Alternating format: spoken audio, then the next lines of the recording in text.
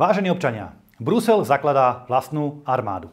Čo s ňou chcú robiť? Chystajú sa na vojnu? Na rokovanie Európskeho parlamentu prišiel práve návrh uznesenia 2022/2145 na vytvorenie tzv. Európskych battlegroups, čiže bojových skupín a kapacít rýchleho nasadenia Európskej únie.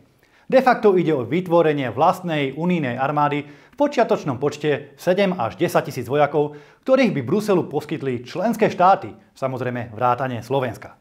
Operačné riadenie nad týmito vojakmi by malo však vedenie Európskej únie.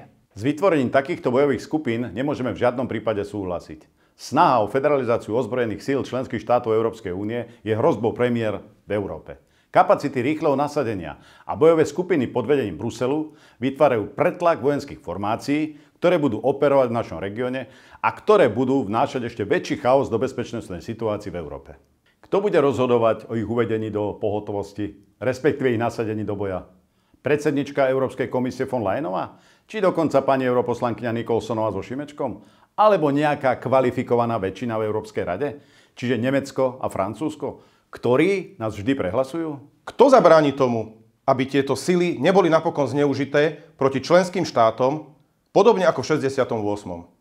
Čo v prípade bezpečnostného incidentu na území Slovenska? Kto ho bude riešiť? Ozbrojené sily Slovenskej republiky? Vojská NATO na čele z USA? Či bojové skupiny Bruselu?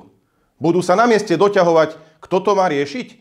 Alebo sa budú na seba navzájom vyhovárať, že nás mal predsa chrániť ten druhý? V prípade, ak Slovensko poskytne vojakov do takejto bojovej formácie, tak stratíme nad nimi rozhodovaciu právomoc.